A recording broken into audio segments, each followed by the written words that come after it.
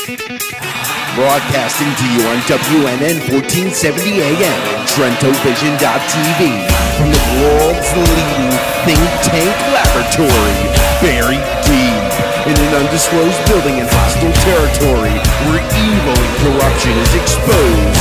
You're about to enter the Tom Trento Show. General quarters, all hands man your battle station.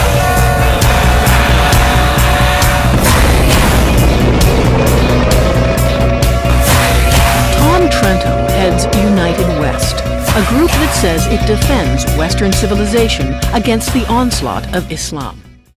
On May 1st, 2011, SEAL Team 6 killed Osama bin Laden. Less than 90 days later, August 6, 2011, 38 souls were killed in Extortion 17 of whom were members of SEAL Team 6. You're in for an amazing treat, is not the best word, an amazing experience in our show today, which was recorded on Saturday, November 16th. Our very dear friend, Billy Vaughn, is doing a presentation in Fort Lauderdale about his new book, Betrayed. Betrayed is the story of the shoot-down of Extortion 17 on August 6, 2011, as told by Billy Vaughn, a father of SEAL Team 6 operator Aaron Vaughn. And I want you to listen carefully and indeed buy this book, because it's a fabulous story of a true patriotic young man who gave his all, and his motto in life was to live for God and family and country. And boy, oh boy, do we need men and women like that today. So enjoy the show, buy the book, and thank you for supporting all that we do. Thank y'all for having Karen and I and our family and our friends here today. And I told Jack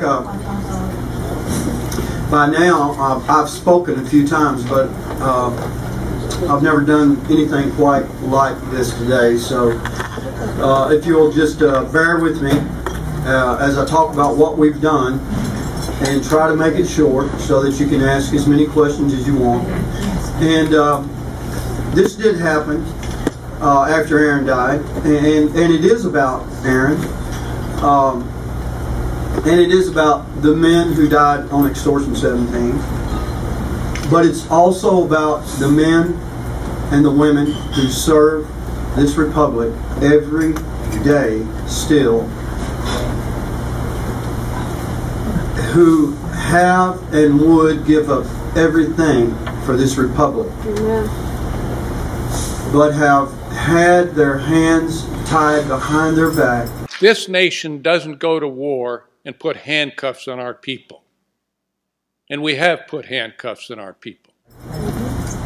By a nation of political correctness. Political correctness, regretfully, has infected every level of leadership command in our military today.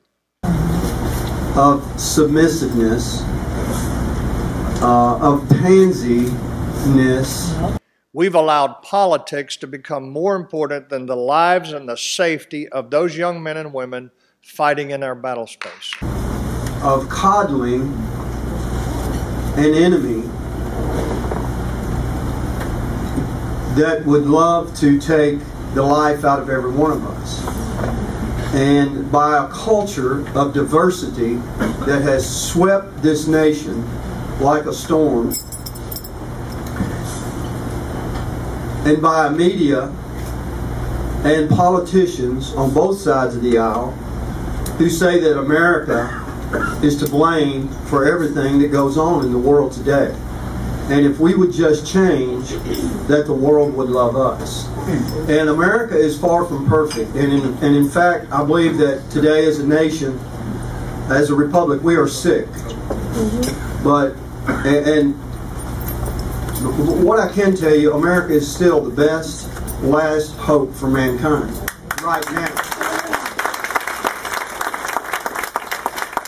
And the men and the women who go and serve this republic voluntarily, by the way, ask nothing more than for the American people to have their back. And today, we have an American government who does not have the back of our warriors. And I can tell you that as Karen and I, after we lost Aaron, we have learned more and more. There is not a day goes by, hardly, that we either get an email, we get a phone call, and I may be exaggerating there, but not many days go by that we don't get an email or a phone call or a contact from somebody from the military or has someone in the military that said, we are so thankful for what you're doing because, and then they have a story. And we know that we're not alone in this and in what we see. And there are a lot of people who would have us be quiet, but we crossed that bridge a long time ago. And it means a lot. It means the world to have friends who don't shun us because of what we do. It means the world to have daughters that know by what we do and what we say that we're not the popular people out there, and it could hurt, you know, their standing.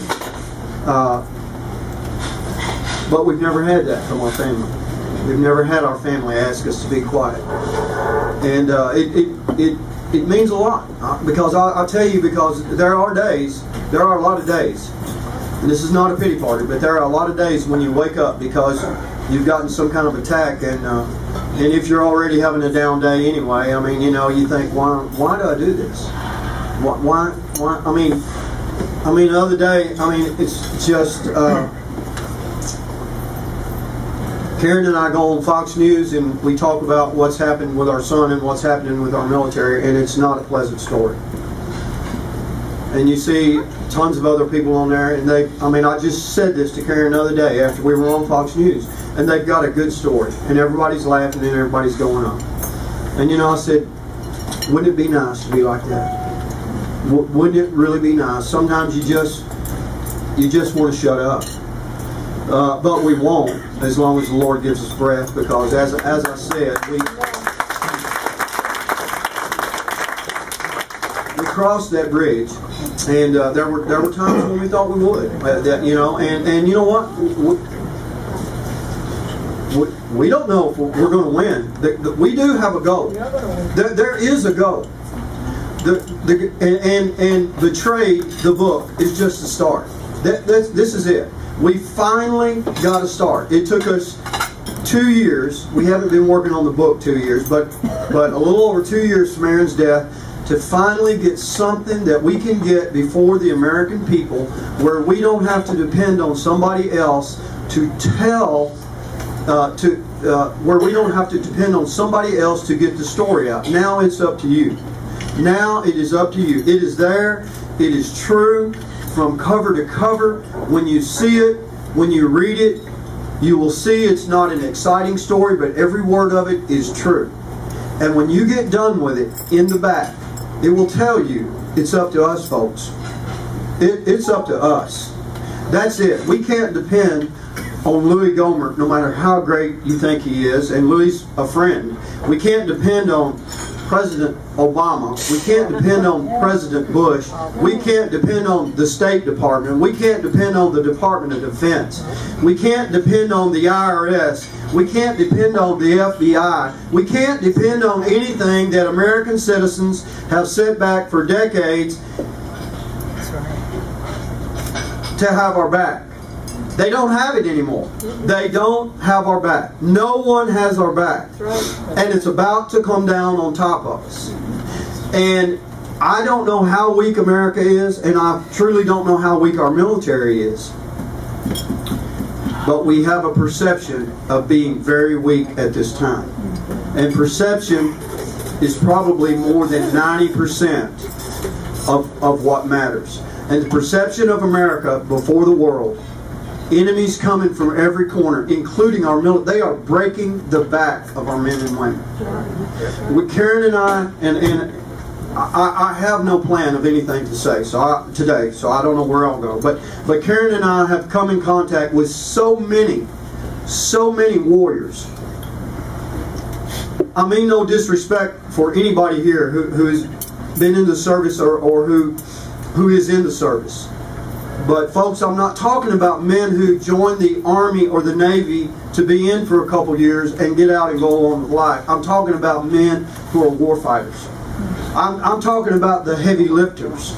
I'm talking about men who have been in 14, 15, 16, 17, 18 years who say, Mr. Vaughn, Mrs. Vaughn, we're getting out. I got out. We can't take it anymore. We're losing our best. We're losing the men who do the heavy lifting. They're getting out. They say, I didn't join to be sacrificed. I joined to fight. They're watering us down. They won't let us do our job. These men cannot speak for themselves. Now, the challenge that is before the American people today about our military, and by the way, if our military fails, everything else won't matter. None of the rest matters.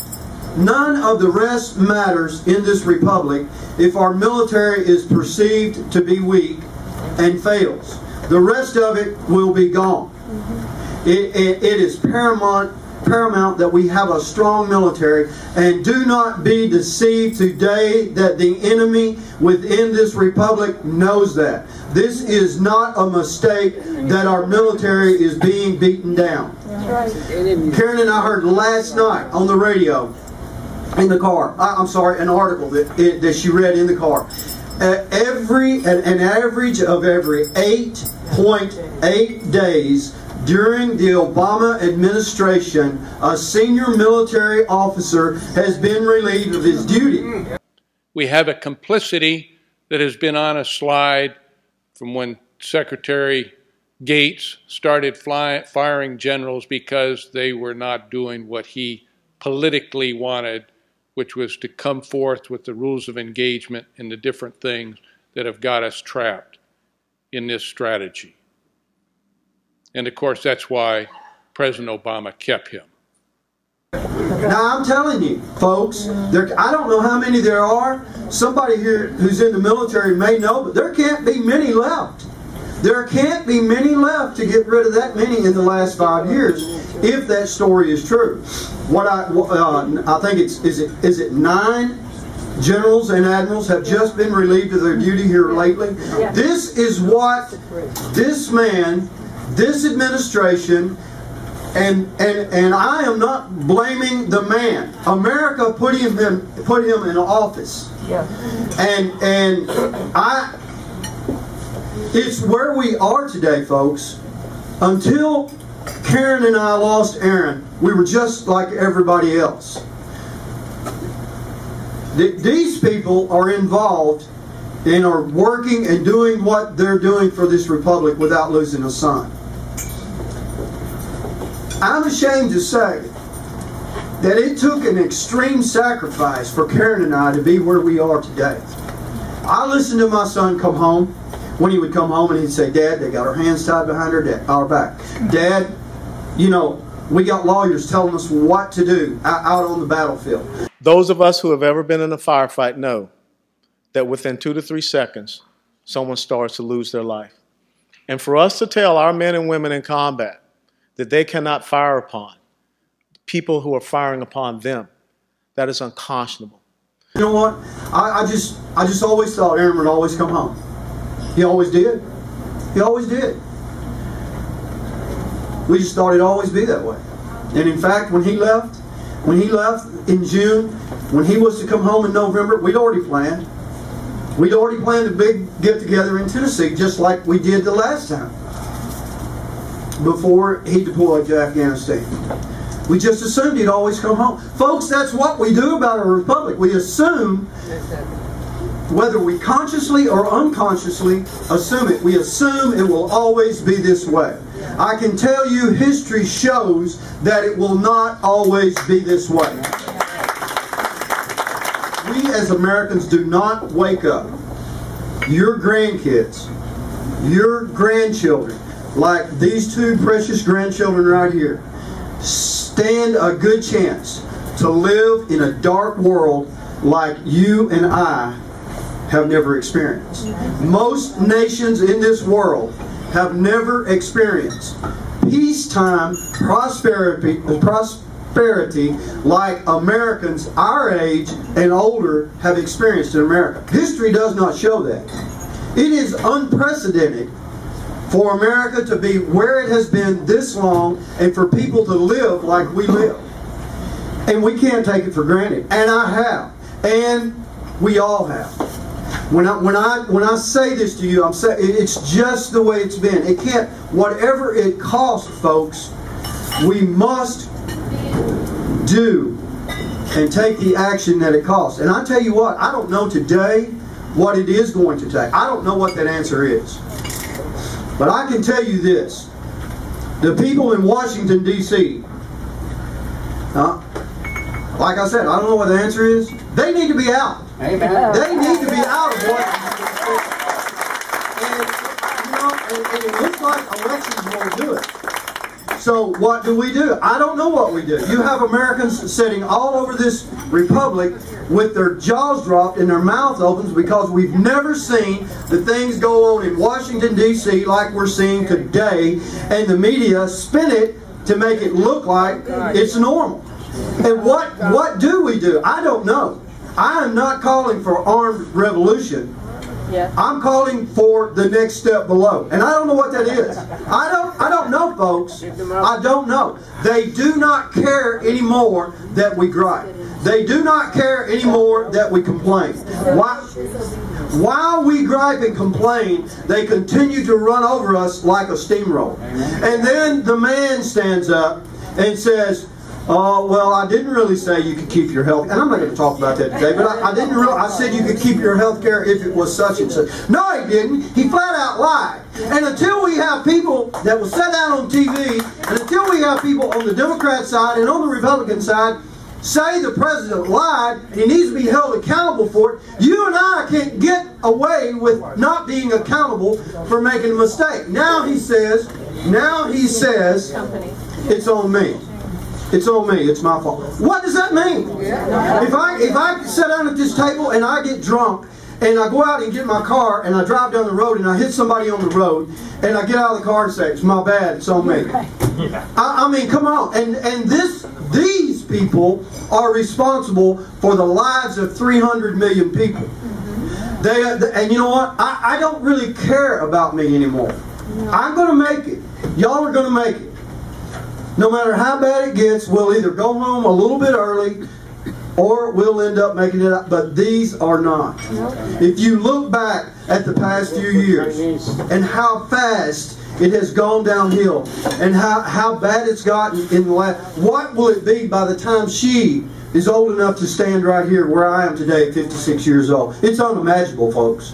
It's unimaginable. And we as Americans, we as a government, are in a state of constant denial of how bad it is in this world. And I'll tell you, our government needs a good shaking. They need a good shaking from the American people today. Now, what I'm doing is I am challenging you. I am not telling you I have the answer. My wife's sitting here saying civil disobedience. And I tell you what, the beast needs to be starved. When you go into Washington, D.C., and Karen and I have been there. And by the way, I didn't mean to say any of this stuff today. I was going to talk about this book. But when you go into Washington, D.C., and Karen and I have been there a few times in the last couple of years, it is oppressive. It is absolutely oppressive. I mean, there it is being built up. Everything is being built up. Everything looks rich. Construction is going on everywhere. And then you realize as you're riding along in a taxi with a good chance that there's a man driving the taxi with an Islamic prayer rug laying in the front seat. As you're driving along in Washington, D.C., you realize that all the building that's being done there is not being produced. The money to do it is not being produced anywhere in Washington, D.C. It's being sucked from the taxpayers throughout this country to build a centralized government able to run your life completely, totally. And folks, they are almost where they want us. They've almost got us where they want us. Now, I'm going to talk to you about what happened to Aaron, what's going on in our military, and a little bit of the stuff that Karen and I found out. When Aaron died, one of the first things that came out on the TV was that the Rangers were being overrun and that Navy SEAL Team 6 went in and they were in a National Guard helicopter. Well, I knew that didn't sound right. But we didn't really find out the answer to that until sometime in September when I was allowed to visit Debgru and talk with Aaron's commander there. And I asked him, first question I asked him was, were they really on a CH-47D Chinook? Why and who decided to put 25 elite SEAL Team 6 warriors in a single helicopter? That was my first question to myself when I heard about this tragedy. Yes, sir, Mr. Vaughn, they were. Well, why were they? Well, because there are not enough special operations choppers to do the jobs that special operations are doing today.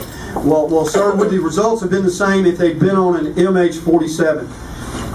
He said, Mr. Vaughn, I can tell you that if the chopper had gotten hit in the same place, the results would have been the same. He said, we'll never know if it would have gotten hit. He said, if it had been an MH-47, the chopper would have gone in fast, it would have gone in hot, they would have been 160th aviation pilots. And he said, we'll never know.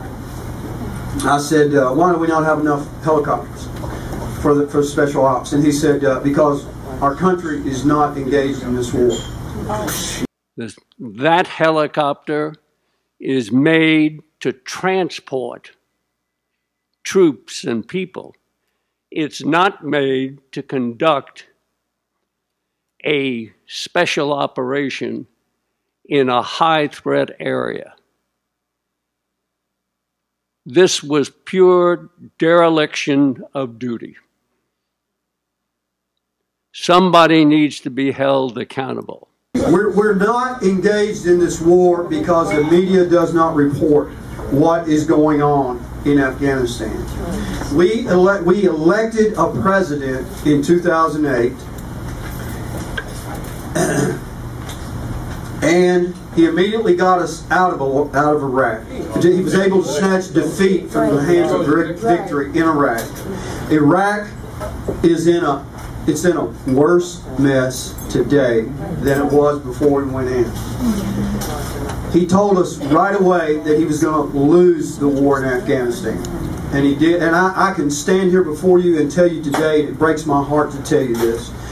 My son's life was wasted in a war that our country didn't intend to win. You know, on the 6th of June, 1944, as the sun came up, there were a lot of America's finest coming across those beaches at Normandy. But they were coming across to win a war. They were coming across to kill the Germans and run them back to Berlin. In my view, that was the last real war.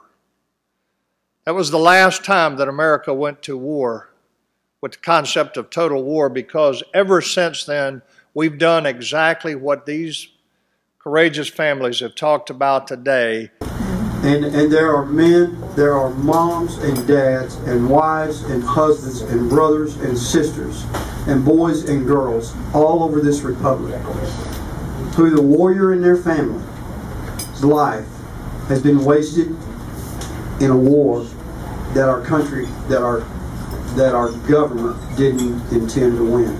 That's not who Americans' warriors are, and that's not who Americans' families are. When American families send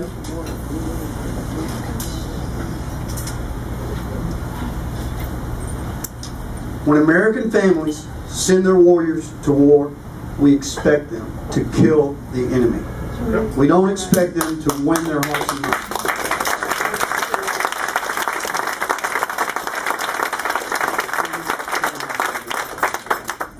As Karen and I moved along after that day in October, we went to a debriefing at Little Creek Base in Virginia Beach.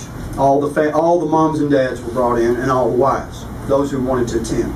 We were told two things that really puzzled me that day in that debriefing. The first was that I already knew that they were flying on a CH-47D Chinook, and I had done a little research, and in fact we have 61 MH-47s, 160th Aviation, that usually fly our special operators. We were sold a bill of goods that day. The Army did everything they could to defend the CH-47D Chinook was as good as the MH-47s that the 160th Night Stalkers fly. The CH-47D Chinook that Aaron was killed on, that the warriors on Extortion 17 were killed on, was built in the 1960s, before the boys were born who were riding the chopper. Now, and it was a CH, a cargo hauling 47. It was not special operator. That was the first thing we learned that day. It was the last retrofitted in the 1980s.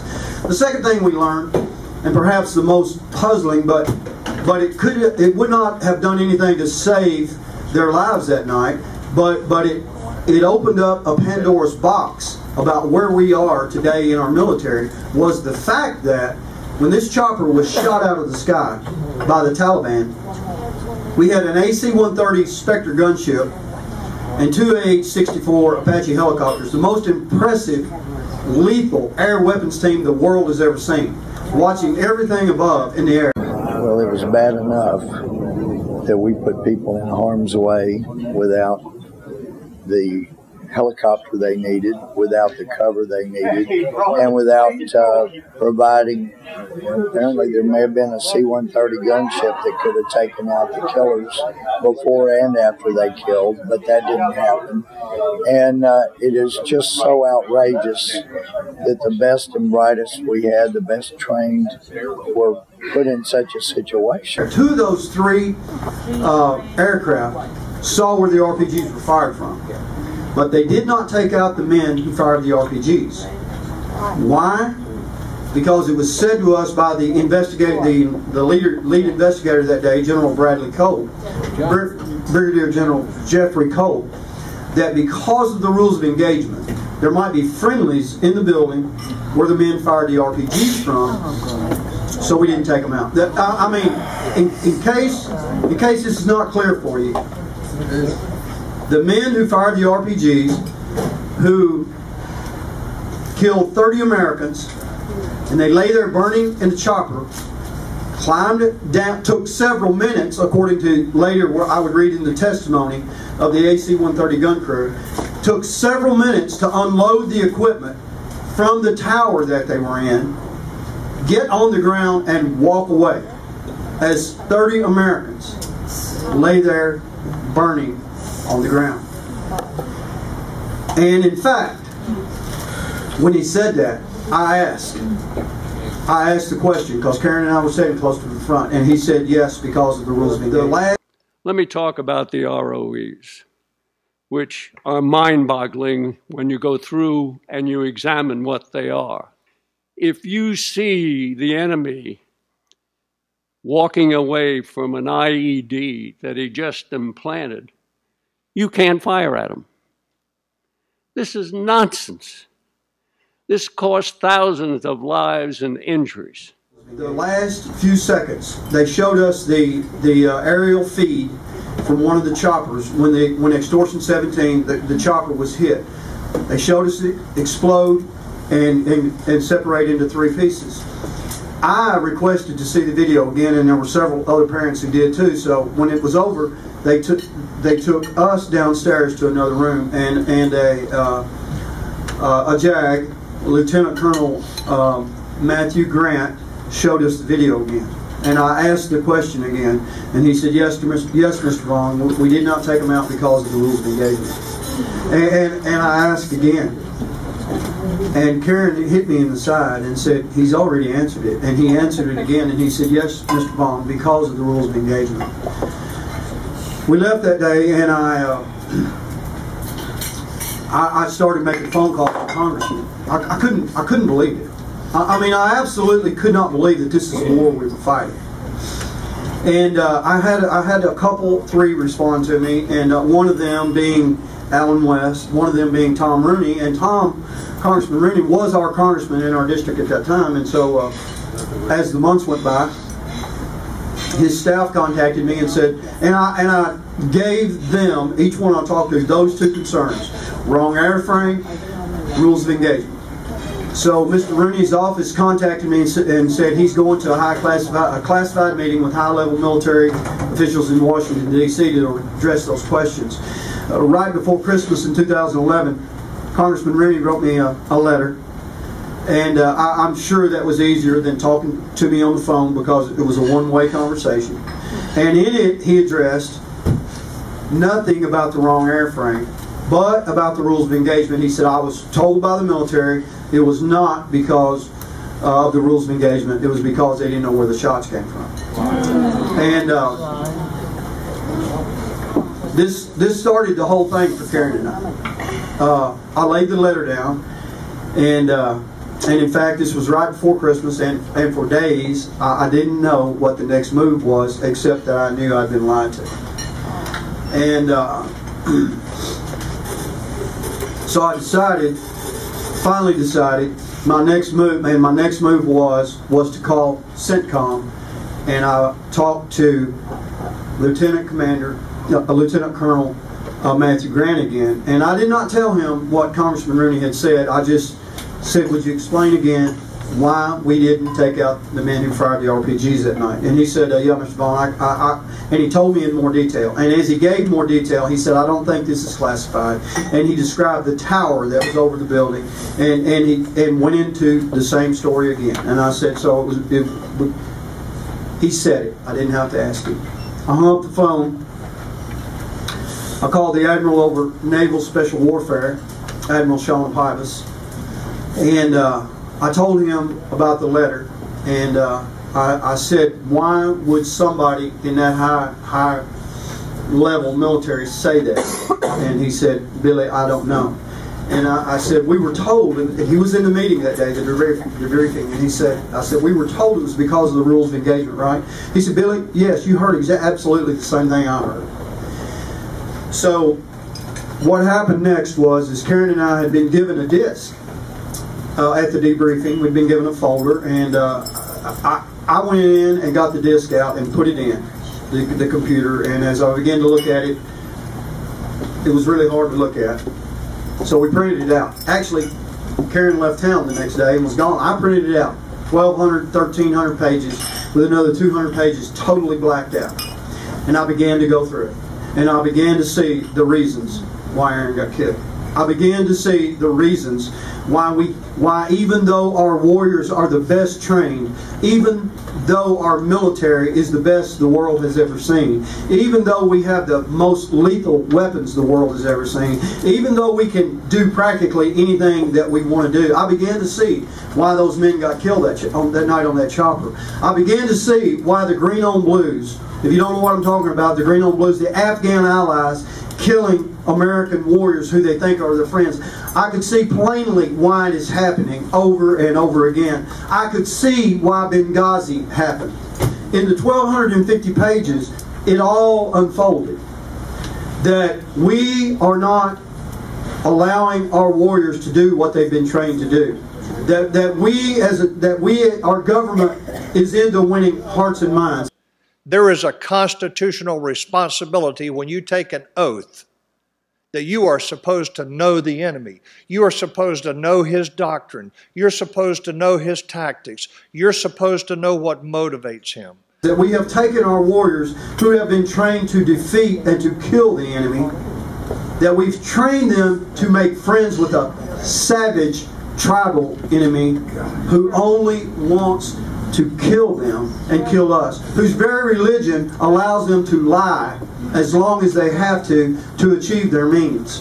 And the fact that we would do this is an indicator that there has been a deliberate plot in America, in our armed forces, not to allow the senior officers or anybody else to know who the enemy is or to understand how to fight them, because we don't recognize the enemy. Until our theological leaders start realizing that we are dealing with a theological enemy, that we're dealing with Satan himself, we're going to continue to lose. I learned very early on in the documents that I was reading that in 2009 we began to work with a group called the Operational Coordination Group of Afghanistan.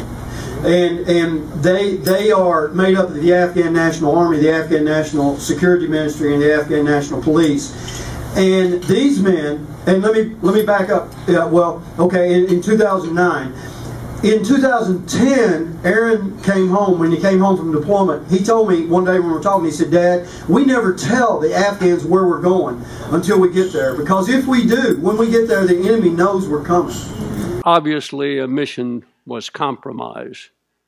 As you all know, we had to vet our special operations plans, basically with all the Afghans, that we might as well have turned them over to the Taliban. They knew they were coming.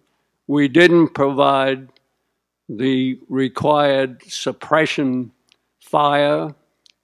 Dad, a lot of times when we get there, the Afghan commandos won't fight with us because they know the enemy. And Dad, they're always loyal to the highest bidder. Fast forward to 2011 when Aaron didn't come home.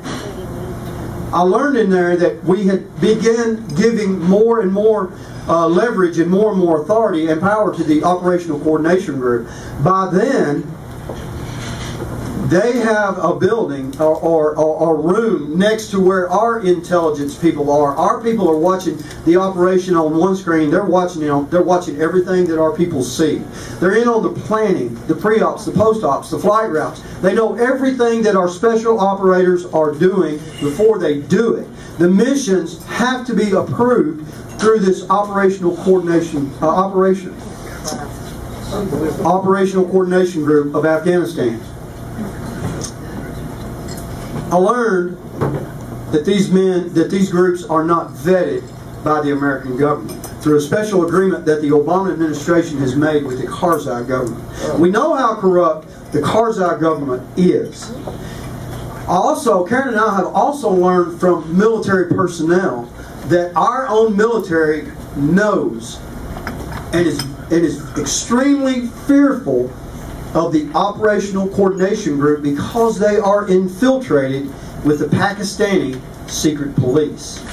Now, if you and this Operational Coordination Group has the authority to squash every special operations mission that our operators do. In theory, we have lent our special operators, the best the world has ever seen, we have lent them out to the Islamic Republic of Afghanistan, and I'm going to tell you, this is criminal. This is not something that somebody needs to apologize for and say, okay, this is on me. I'll tell you what, this is something that somebody needs to be hung for. And now you have an administration putting our people at risk. And now with beforehand foreknowledge of our people going in, is that not treason? Is that...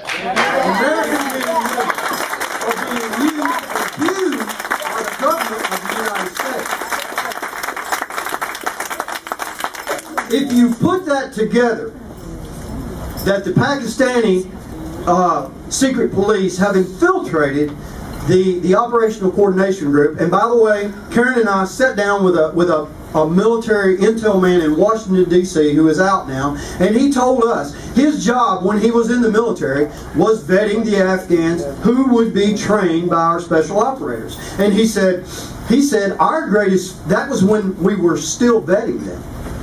He said our American military's greatest fear is the Operational Coordination Group. We're not allowed to even question them about anything they do, but they have eyes on everything we do.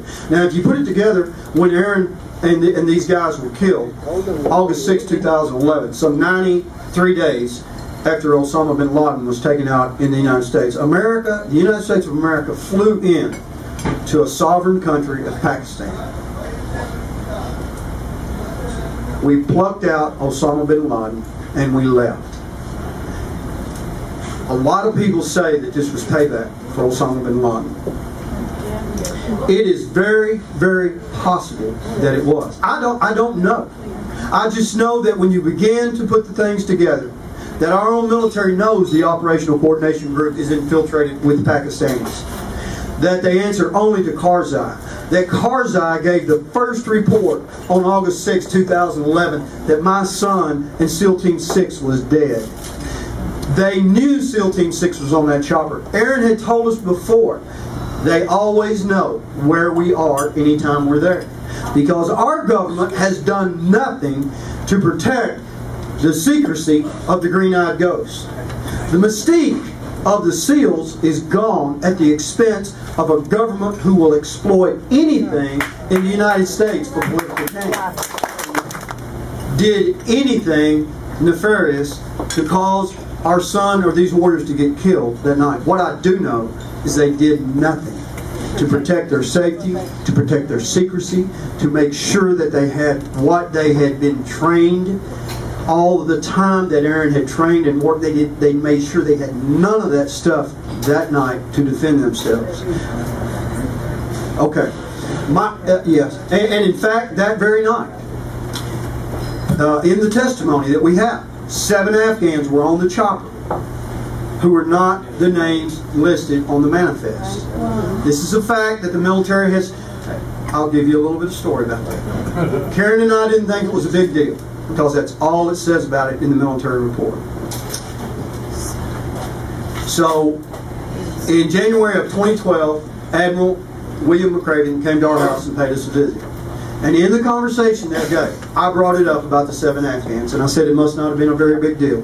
There was a senior enlisted officer, a senior enlisted advisor sitting there with him from Delta Force. And he could have sat there and been silent if he had wanted to, but he spoke up and said, Mr. Vaughn, that was a very big deal. That should have never and should never happen.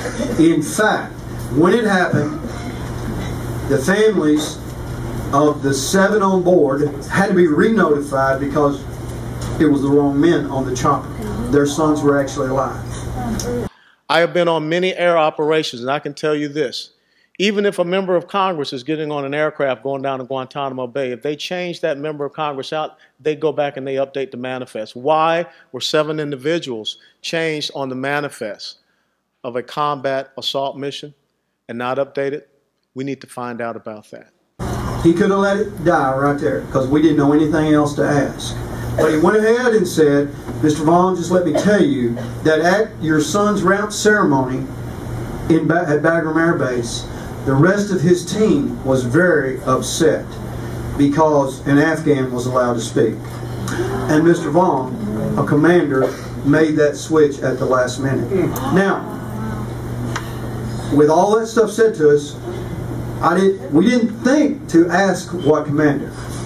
But after they left, it just kept on going over and over in my mind. Was this an American commander? Who was this commander? Was he on the chopper with Aaron? Did he die too? Was it somebody else? 2 weeks went by, and it dawned on me to call the investigator at CENTCOM.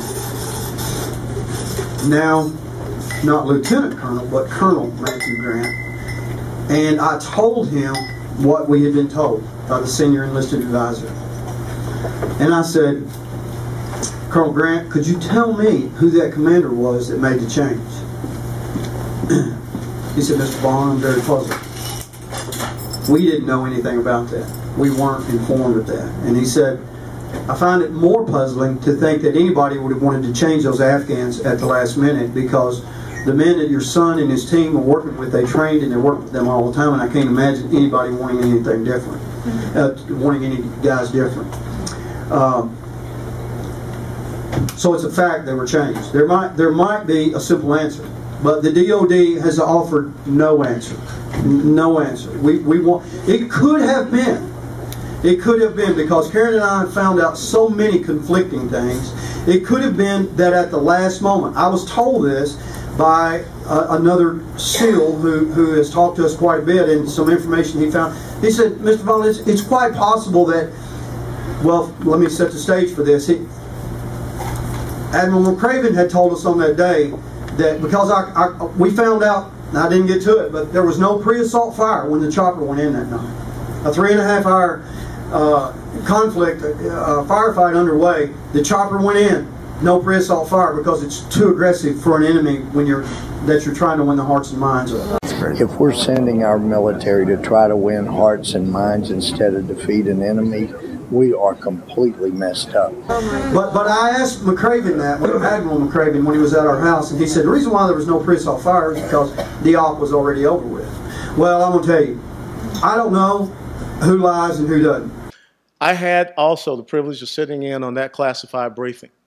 That operation had been going on for 3.5 hours. To launch a Chinook helicopter into the night to go into an operation, a hot zone, that was something that was absolutely violates every single principle of employment and tactics for the United States military. Why that was done, I have no idea. But I just know who I put faith in. I put faith on the men in the ground who are carrying the guns and whose blood is being shed. And I've had 2 different men tell me, one Ranger told me, Mr. Vaughn, we were watching from an advanced operating center that night, and I can tell you when Extortion 17 was shot out of the sky that the Rangers on the ground were still taking fire. The op was not over. I had another SEAL tell me that McCraven said no pre-assault fire because the op's over, so they're just flying in. Now, if you know anything about this shoot down, I'm sure you heard on the news when it first happened, it came out. Why so many on one chopper? Why so many on one chopper? Well, you know, we got the answer to that, we believe, early on, and we were fine with it. We were okay. Because the SEALs should be able to operate like they feel they need to operate, which is even more of a reason why they should have the right equipment and the right rules of engagement, because they are trained to do what it takes to get the job done. But what we have been told is why they all got on one chopper, and this is by a man in theater that night,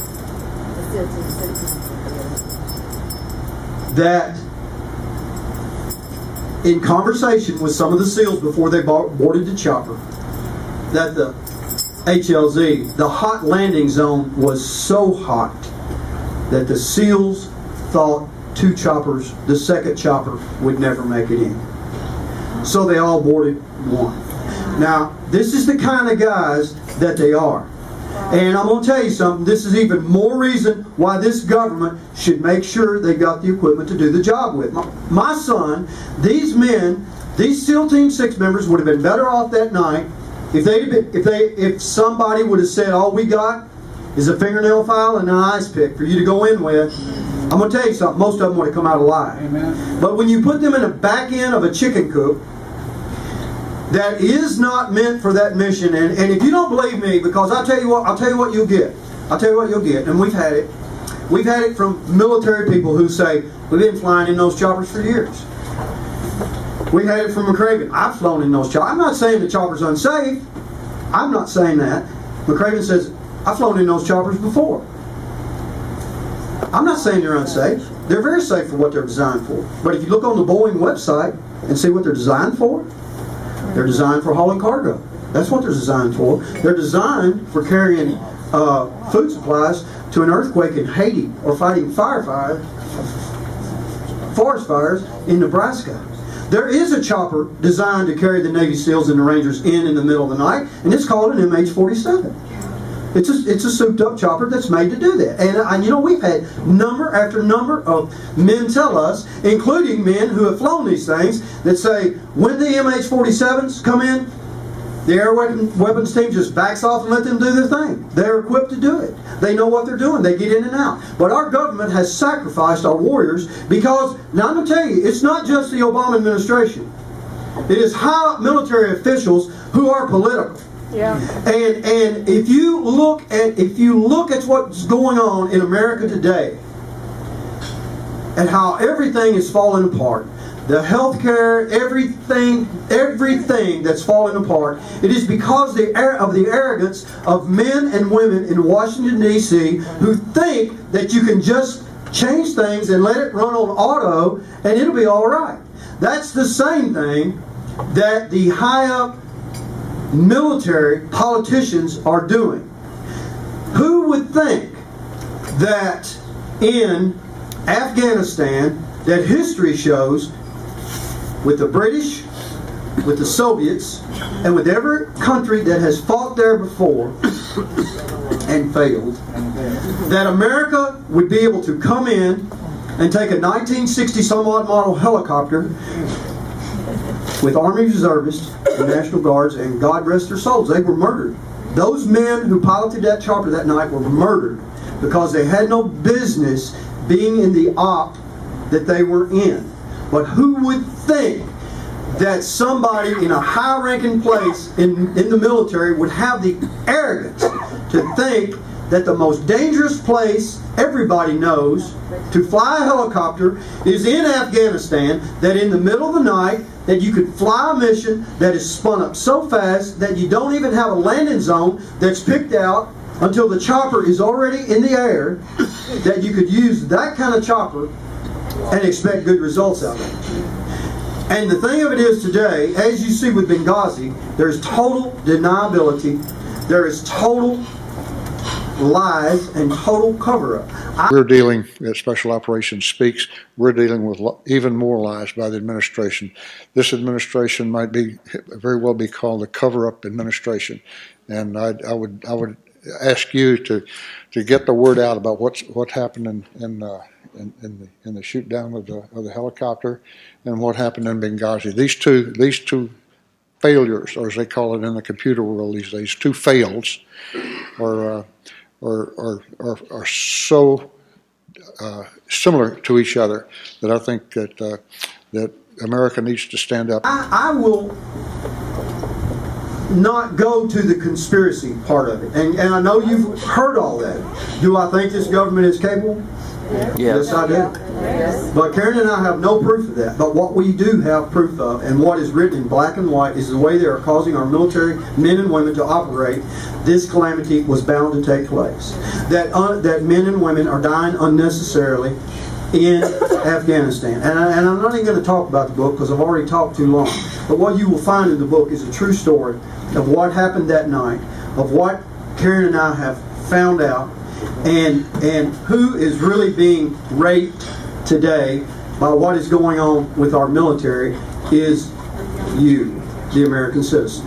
Because what is going on is you're financing the men and the women who go overseas to fight.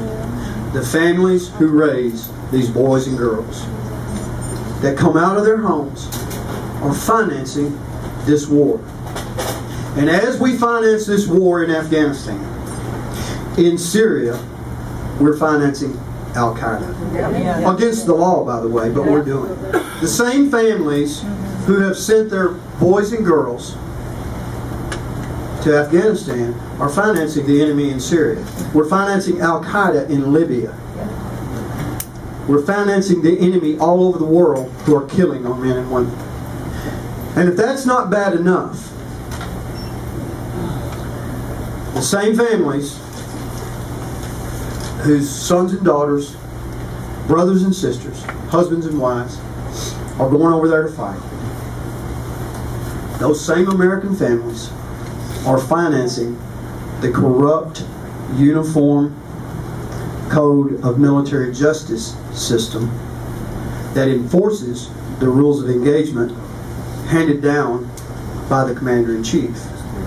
And when these men don't follow those rules of engagement and they come home and they face a military tribunal, which we will not put the terrorist in front of. I tell you what, it's got to stop.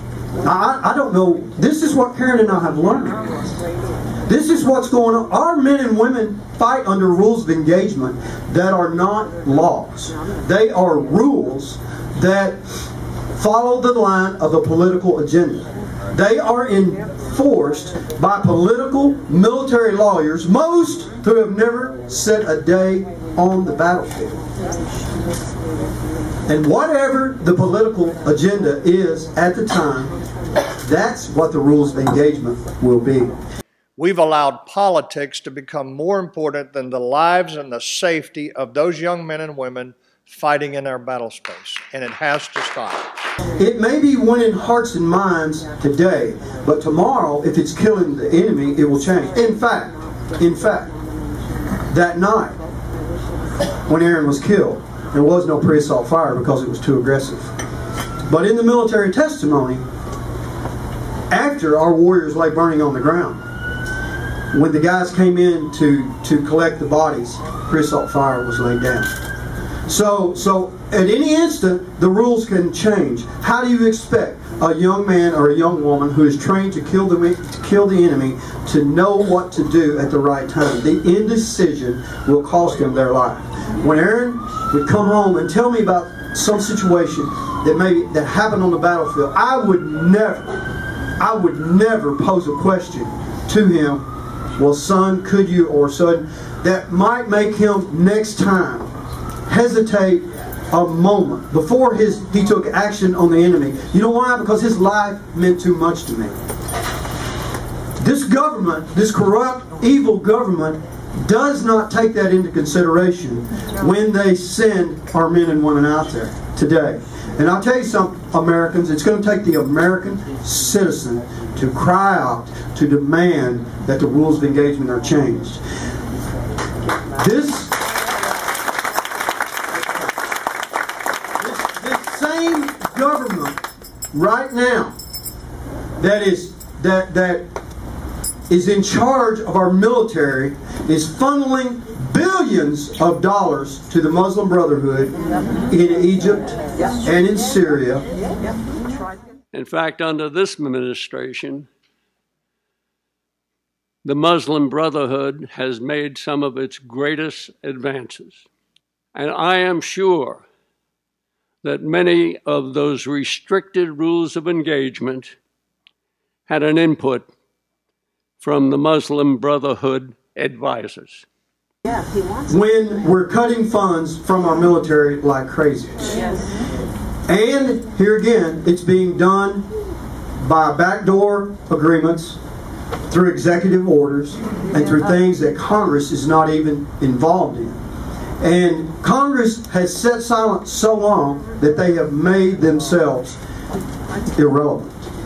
Nobody listens. This man is acting by executive order, and we in America are experiencing soft tyranny in the United States. That means it's not yet enforced by the barrel of a gun. And folks, the only reason why it's not probably is because we've not stood yet. We must stand to protect what we love. I thank y'all for having me here today. And the rules of engagement. The rules of engagement that we send our people to war with. Let me talk about the ROEs. But I want to leave you with this simple point that I want you all to think about, and I hope the media will take these words and send it out to everyone. In this last election cycle, we had a president and a vice president. We had a candidate for president and vice president who had never served in the United States military. It was the first time in 77 years that that had happened. Now, I'll guarantee you, if we could once again have men and women who know what it's like to be on the receiving end of an AK-47, an RPG, or a PKM, then they would make better decisions. And perhaps our nation would not have more mothers and fathers that are sitting here as you are today. This is crazy and has to stop.